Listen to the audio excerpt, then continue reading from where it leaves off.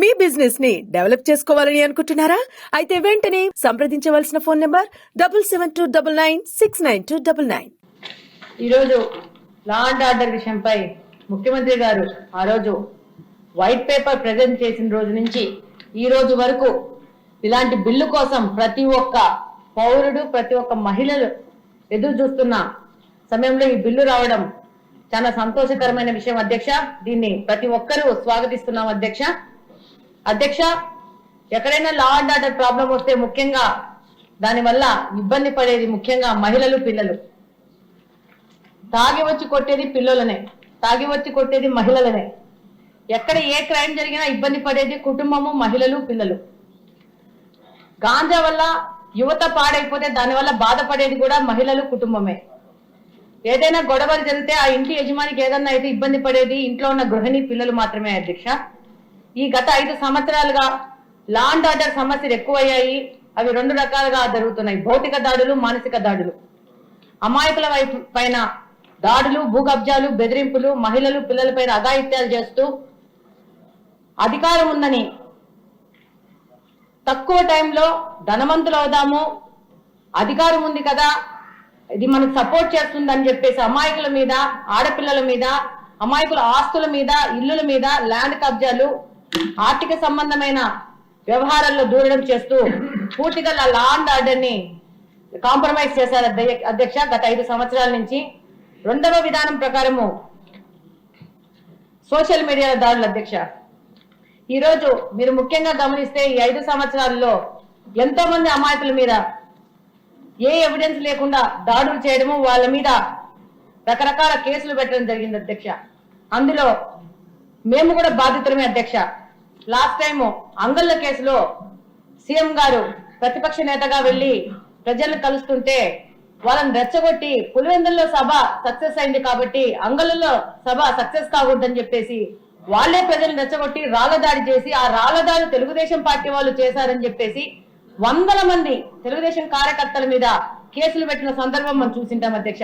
ఇది ఎంత అన్యాయమైన కేసు అంటే ఆ కేసులో కడప జిల్లా పార్టీ ప్రెసిడెంట్ శ్రీనివాసరెడ్డి గారు ఉన్నారు. ఆ రోజు ఆయన ఆ టైంలో ఢిల్లీకి ఫ్లైట్ లో వెళ్తున్నారు అధ్యక్ష.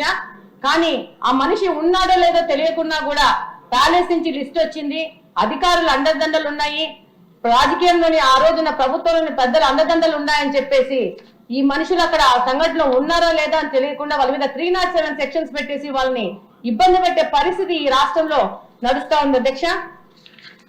ఎందుకు ఇన్నోసెన్స్ కూడా వెళ్ళేసి కోర్టులోకి వెళ్ళి మేము ఇన్నోసెంట్ మీద ప్రూవ్ చేసుకోవాల్సిన అవసరం ఎందుకు వస్తా ఉందని ఈ సందర్భంగా లాస్ట్ 5 సంవత్సరాల్లో ప్రజలు ఇబ్బంది పడ్డారు అధ్యక్ష. అలాగనే ఒక న్యూస్ ఛానల్ పెట్టుకొని ఆ న్యూస్ ఛానల్లో తప్పుడు కథనాలు నడుపుకుంటూ అమాయకులైన వాళ్ళని ఇబ్బంది పెడుతూ వాళ్ళని రాజకీయంగా, మానసికంగా క్షోభ పెడుతూ ఈ 5 సంవత్సరాలు ఈ యొక్క చట్టాన్ని, న్యాయాన్ని నడిపినారు అధ్యక్ష ఈ యొక్క ప్రతిపక్ష పార్టీ వాళ్ళు. ఇంకా 2వ రకం సోషల్ మీడియా అధ్యక్ష. సోషల్ మీడియాలో మహిళలు ఎంతో కాలం నుంచి రాజకీయాల్లో ఉన్నారు. ఎప్పుడు వాళ్ళ మీద ఇంత పెద్ద ఎత్తున దాడులు చేయడం కానీ, వాళ్ళ పర్సనల్ లైఫ్ లోకి వెళ్ళడం కానీ, వాళ్ళ మీద రకరకాల అభ్యంతరకరమైన స్టోరీలు పెట్టడం కానీ ఎక్కడ జరగలేదు. ఈ 5 సంవత్సరాల నుంచి అధ్యక్ష ఈ విధమైన పోస్టులు పెట్టడము, ఆ పోస్టులలో వాళ్ళే ఒక గుంపును పెట్టుకొని దానికి లైక్స్ చేయడము, వాడినే మళ్ళీ రీపోస్ట్ చేసుకోవడము, తండ్రి వయసున్న లాంటి వాళ్ళతో కూడా వాళ్ళని కలిపి ఆ పోస్టులు చేసి ఈ సందర్భంగా నేను తెలియజేసుకుంటున్నాను అధ్యక్ష. మీ యొక్క ఫోటో పెట్టేసి నన్ను పెట్టేసి పోస్ట్ చేసిన సందర్భం కూడా ఈ సందర్భంగా మీ అందరికి తెలియజేస్తున్నాను అధ్యక్ష. మీరు నా తండ్రి అంత వయసు ఉన్నంత వారు, వాళ్ళకి ఏం లేదు. మమ్మల్ని మానసికంగా ఇబ్బంది పెట్టడం, మానసికంగా శోభ పెడితే వాళ్ళకి అడ్డం లేకుండా పోతుంది, వీళ్ళు డిప్రెస్ అయిపోతే వాళ్ళకి అడ్డం లేకుండా పోతుంది అనే ఒక్క ఆలోచనతో ఈ విధమైన సాంప్రదాయాన్ని తెరలేపారు అధ్యక్ష. ఈరోజు పోలీస్ స్టేషన్లలో కూడా కబ్జా చేసేసుకొని అప్పటి నాయకులు పోలీస్ స్టేషన్ కబ్జా చేసుకొని ఆ రోజు దాడులు చేసే పరిస్థితి వచ్చింది అధ్యక్ష. ఆ రోజు మా యొక్క కడప నియోజకవర్గంలో ఆ రోజు డిప్యూటీ సీఎం గారు, ఎక్స్ డిప్యూటీ సీఎం గారు ఇప్పుడు ఆయన తమ్ముడు వచ్చేసి పార్టీ అధ్యక్షుడు శ్రీనివాసరెడ్డి ఇంటికి వచ్చేసి, నీ ఇంటికి వచ్చి, నీ ద్వారకా నగర్కి వచ్చి నీ మీద దాడి చేస్తా, మా నాయకుడు కనుసైగ చేస్తే నిన్ను దాడి చేయడం 1 నిమిషంలో పని అని చెప్పేసి పోలీస్ స్టేషన్ లో కూర్చొని ఛాలెంజ్ చేసిన సందర్భాలు అధ్యక్ష. దీని మీద కేసు పెట్టాలంటే ఆ రోజు సిఐలు, ఎస్ఐలు కానీ ఎవరికి కానీ, ఆ రోజున ఎస్పీలకు కానీ ఎవరికి ధైర్యం సరిపోలేదు అధ్యక్ష. చివరికి ఆ పోలీస్ స్టేషన్ లో ఉన్న సిఐ గారు ట్రాన్స్ఫర్ చేసుకొని పోయే పరిస్థితి వచ్చింది, కానీ బాధితుల మీద బాధించిన వాడి మీద కేసులు పెట్టలేని పరిస్థితుల్లో ఈ లా అండ్ ఆర్డర్ ని కాంప్రమైజ్ చేశారు అధ్యక్ష. అలాగనే ఈ రోజు చూస్తే మీడియా ద్వారా మహిళలపై దాడులు ఆపడానికి కఠినమైన చట్టాన్ని తేవాలని ఎందుకు పదే పదే కోరుకుంటున్నామంటే, ఒక ఇన్సిడెంట్ జరిగింది అధ్యక్ష. ఒక వ్యక్తి ఒక మహిళపై దాడి చేసి ఒక మాట అన్నారు, మే తెరి బేటీకో ఉఠాతాము అని. నేను ఈ సందర్భంగా సభలో అందరిని అడుగుతున్నాను, క్యో బేటీకో ఉఠాతే, బేటేకో క్యో నై ఉఠాతే? అంటే మహిళ ఫిజికల్ గా స్ట్రాంగ్ కాదన్నా ఆమె మీద దాడి చేయగలుగుతామనే అహంకారంతోనా ఈ మాట మాట్లాడుతున్నారని ప్రశ్నిస్తున్నాను. ఆ మహిళకి 2 కొడుకులు కూడా ఉన్నారు. ఏం కొడుకుని ఎత్తుకుపోతానని చెప్పలేదే, నీ కూతుర్ని ఎత్తుకుపోతానని ఎందుకు అంటున్నారు? అంటే ఈ సాంప్రదాయం అనేది మన సొసైటీలోంచి తీసేయాల్సిన అవసరం ఉంది అధ్యక్ష.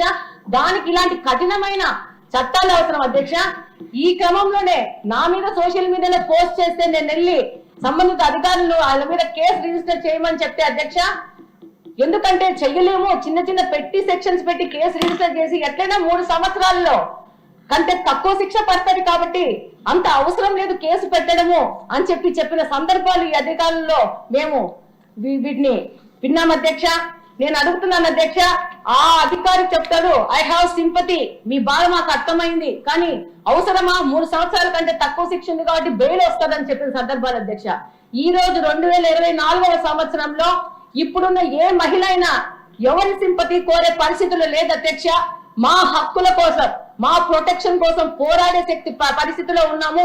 తప్పకుండా ఇలాంటి పరిస్థితిలో ఇలాంటి రాక్షస ఆనందం పడుతున్న వాళ్ళ దగ్గర నుంచి మన మహిళలని, మన యువతని, మన వర్క్ చేసే ఉమెన్ ని, రాజకీయంగా బయటకున్న మహిళల్ని కాపాడుకోవాల్సిన అవసరం ఎంతగానో ఉంది అధ్యక్ష. అందులో భాగంగా ముఖ్యమంత్రి గారు ఈ రోజు ఈ యొక్క చట్టాన్ని తీసుకొచ్చి ఎంతో మంది మహిళలకు బాసటగా నిలవడం నిజంగా అధ్యక్ష చాలా సంతోషించదగిన విషయం అధ్యక్ష.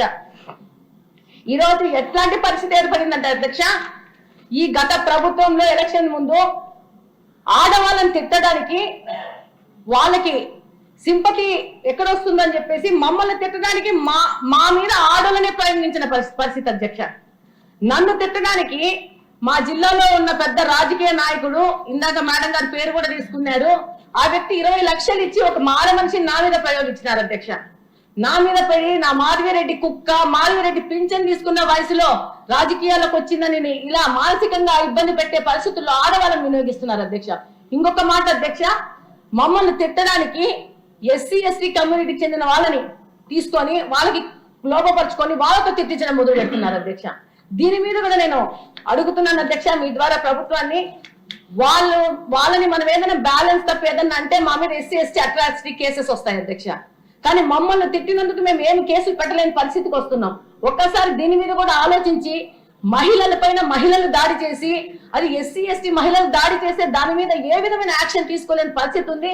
మేము కూడా వాళ్ళ మీద అంతే కఠినమైన సెక్షన్స్ మీద కేసులు పెట్టే విధంగా కూడా ముందుకు పోవాలని చెప్పి ఈ సందర్భంగా తెలియజేసుకుంటున్నాను అధ్యక్ష.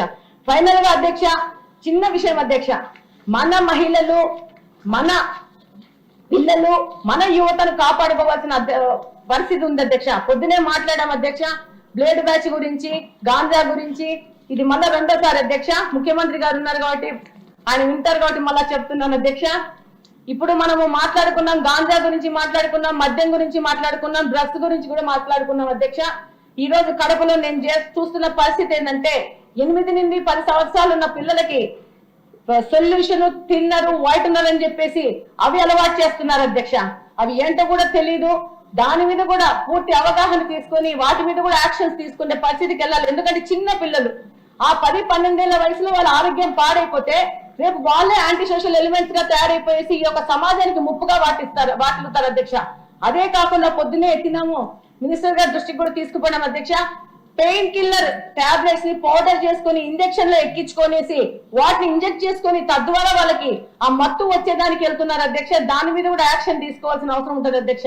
కనుక్కున్న ప్రకారం అయితే ఈ యొక్క మెడిసిన్స్ ను అధికారికంగా కాకుండా వాళ్ళు బిల్లులు లేకుండా అమ్మడం ఒకటి, వాటిని కొనే బిల్లులు అమ్మే బిల్లులు ఏమీ లేకుండా కొరియర్ ద్వారా తెప్పించుకొని బయట నుంచి వాటిని ఈ పిల్లలకి సప్లై చేస్తున్నారు అధ్యక్ష. అది ఒక సమస్య అయితే, రెండో సమస్య ఒకటే ఇంజెక్షన్ 10-15 మంది పిల్లలు వాడుతున్నారు అధ్యక్ష. దానివల్ల ట్రాన్స్మిట్ అవుతాయి సెక్సువల్ డిసీజెస్. దాంతో పాటు తల్లులు వచ్చి మా పిల్లలని జైల్లో వేసేయండమ్మా, మేము కంట్రోల్ చేయలేకపోతున్నాము అనే విధంగా ఈ రోజు సమాజం ఉందంటే ఇది చాలా అలార్మింగ్ సిచ్యువేషన్ అధ్యక్ష. దీని ప్రకారం ఈ రోజు ఈ బిల్లు రావడం చాలా సంతోషించదగిన విషయము. దాంతో పాటు ఇలాంటి మైన్యూట్ విషయాలు కూడా గుర్తులో పెట్టుకొని వాటి మీద ఏం యాక్షన్ తీసుకుంటారు అనేది కూడా మీరు ఆలోచించాలని ఈ సందర్భంగా ముఖ్యమంత్రి గారికి అలాగే మినిస్టర్ గారికి విన్నవించుకుంటున్నారు అధ్యక్ష. థ్యాంక్ యూ అధ్యక్ష.